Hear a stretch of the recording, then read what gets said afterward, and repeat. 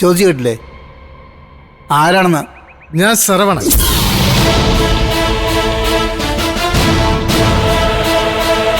നിങ്ങളുടെ പൊണ്ണുക്ക് എന്നെ നല്ലതായി തിരിയും മാമ. എന്താണെന്ന്? മാറി നിൽക്കും മാമ. വീട് മാമ. ഞാൻ എന്റെ പൊന്നുമണി കണ്ടോട്ടെ.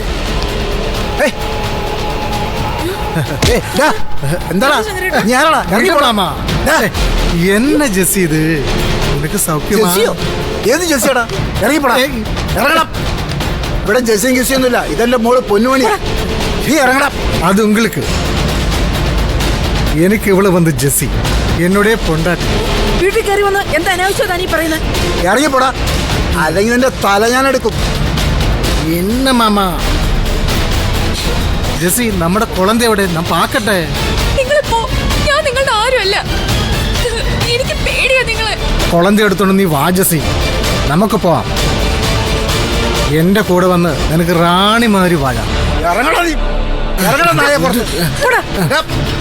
ഒന്നുകളെ തന്നെയാണ് എന്റെ വീട്ടിൽ കയറിയെന്ന് എന്റെ കൊച്ചിന്റെ മാനത്തിന് വില പറയുന്നോടാ. ഇറങ്ങണേ പുറത്ത്. ഏ മാമ, കോവക്കൂടാതെ എനിക്ക് ഉങ്ങളോട് പ്രശ്നമേ ഇല്ല. എന്ത് ജെസ്സിയെ, അല്ല എന്ത പൊന്നുമണിയെ, എവളോ നാളും നോക്കി ഞാനാ, നന്നായിട്ട് നോക്കി. എന്നിട്ടും എൻ്റെ പൊണ്ടാട്ടി എന്നെ ഇട്ടിട്ട് അപ്പ അമ്മായി സെന്റിമെന്റ്സ് കിൻഡിമെന്റ്സ് എന്ന് പറഞ്ഞു തന്നാ ഞാൻ സമ്മതിക്കുമോ? ഇല്ല മാമ, ഞാൻ സമ്മതിക്ക മാട്ടേ. എനിക്ക് എൻ്റെ പൊണ്ടാട്ടിയെ വേണം. അതുക്കാக ഞാൻ വന്നേ. ഇയാള് പറയുന്നെല്ലാം കള്ളോ. ഞാൻ വരത്തില്ല നിങ്ങളുടെ കൂടെ.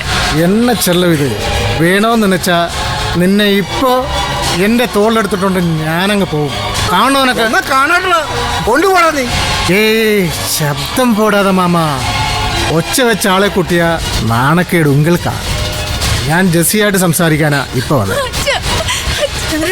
നീ ആലോചിക്കേസി, 2 നാൾ നന്നായിട്ട് ആലോചിച്ചിട്ട് നിന്റെ തുണിയും കിണിയൊക്കെ എടുത്ത് റെഡിയായിരിക്കണം. നമ്മ കുളന്തയെടുത്തോ, വണ്ടിയായിട്ട് ഞാൻ വരും. ഇവിടേക്ക് ആരും വരില്ലടാ. വന്ന നിന്നെയൊക്കെ തീർക്കും. എന്ന മാമ, ഇത് കുറെ നേരമായല്ലോ. വെട്ടു കുത്ത് കത്താള്. ഇയാൾ ഒന്നും ചെയ്യില്ല. മര്യാദയ്ക്ക് മോളെ കാര്യം പറഞ്ഞ് മനസ്സിലാക്ക്. എന്റെ പൊണ്ടാട്ടിയാ ഇവള്. ഇവൾ താമസിക്കേണ്ടത് എന്റെ കൂടെയാ. അപ്പൊ ശരി, നിമ്മതിയായിരിക്കും. 2 നാളപ്പുറം ഞാൻ വരും.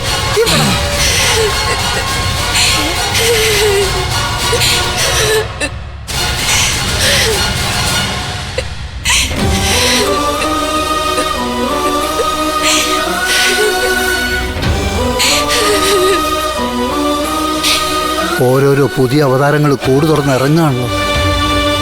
നീ ഇങ്ങനെ കരയാതെ മോളെ. ഇങ്ങനെ കരഞ്ഞിട്ട് എന്താ കാര്യം? ആരാ മോളെയാ തമിഴൻ? ഞാൻ പറഞ്ഞില്ലായിരുന്നു അമ്മായി, അന്ന് ആ സ്ത്രീയുടെ അടുത്തുനിന്ന് രക്ഷപ്പെട്ട ഞാൻ ഇയാളുടെ വണ്ടിയുടെ മുമ്പിലാ വന്ന് പെട്ടത്. പിന്നെ ഞാനും കുഞ്ഞും അയാളുടെ തടവിലായി. മോളെ അയാൾ ഉപദ്രവിച്ചോ? ഇല്ല, പക്ഷെ എന്നെ കൂടെ താമസിപ്പിക്കാനായിരുന്നു അയാളുടെ ഉള്ളിലിരിപ്പ്. അത് മനസ്സിലാക്കി എങ്ങനെയെങ്കിലും അവിടുന്ന് രക്ഷപ്പെടാനിരുന്നപ്പോഴാ മാഷേട്ടനും ആ പരുന്തും ഒക്കെ വന്ന് രക്ഷിച്ചത്. അവന്റെ വരവ് കണ്ടില്ലേ? സംബന്ധ വീട്ടിലേക്ക് വരുന്ന പോലുള്ള അധികാരത്തില് അയാൾ എന്തും ചെയ്യാൻ മടിക്കാത്ത ക്രൂരനാ. എന്ന് വെച്ച് നിന്നെ പിടിച്ച് അയക്ക് കൊടുക്കാൻ പറ്റുമോ? ഇല്ലല്ലോ. ഒരു ബന്ധമില്ലാത്തൊരു അന്യനാട്ടുകാരൻ വന്ന് നിന്നെയും കുഞ്ഞിനെയും കൊണ്ടുപോകാന്ന് പറഞ്ഞ ഞാൻ നിരഞ്ജനെ ഒന്ന് വിളിക്കട്ടെ ശങ്കരേട്ടാ? ഇപ്പൊ വേണ്ട പെങ്ങളെ. ആദ്യം ഇവിടുത്തെ പോലീസ് സ്റ്റേഷനിൽ പോയി ഒരു കള്ളാസ് കൊടുത്തിട്ടേക്കാം. അവൻ ഇനിയും വരുമെന്ന ഭീഷണി മുഴക്കിയിട്ടല്ലേ പോയത്. പിന്നെ അമ്പല കമ്മിറ്റിയിലൊന്ന് പറഞ്ഞേക്കാം. നമുക്ക് വേണ്ടപ്പെട്ടവരല്ലേ അവിടെ ഉള്ളത്. നമ്മൾ അവരോട് സഹായം ചോദിക്കാത്തതുകൊണ്ടല്ലേ അവരിങ്ങനെ മാറി നിൽക്കുന്നത്. അത് നല്ലതാ. എന്നിട്ട് തരം പോലെ മരുമനോടൊന്ന് സൂചിപ്പിക്കാം. അല്ലെങ്കിൽ വിവരം അറിയിച്ചില്ല എന്നും പറഞ്ഞ് നാളെ അവൻ ദേഷ്യപ്പെടും. ബാക്കിയൊക്കെ വരുന്നിടത്ത് വെച്ച് കാണാം. കരയാതെ മോളെ. എന്തായാലും അയാള് പോയില്ലേ? ചിലപ്പോ മോളെ ഒന്ന് പേടിപ്പിക്കാൻ വന്നതാവും. ഞങ്ങളൊക്കെ ഇല്ലേ ഇവിടെ? നിന്നെ അങ്ങനെ ആർക്കെങ്കിലും വിട്ടുകൊടുക്കുവോ ഞങ്ങള്? ഒന്നും സംഭവിക്കില്ല. എന്റെ മോള് ധൈര്യമായിട്ടിരിക്കും. കരയണ്ട മോളെ, കരയണ്ട മോളെ. മോളെ കരയാതെ.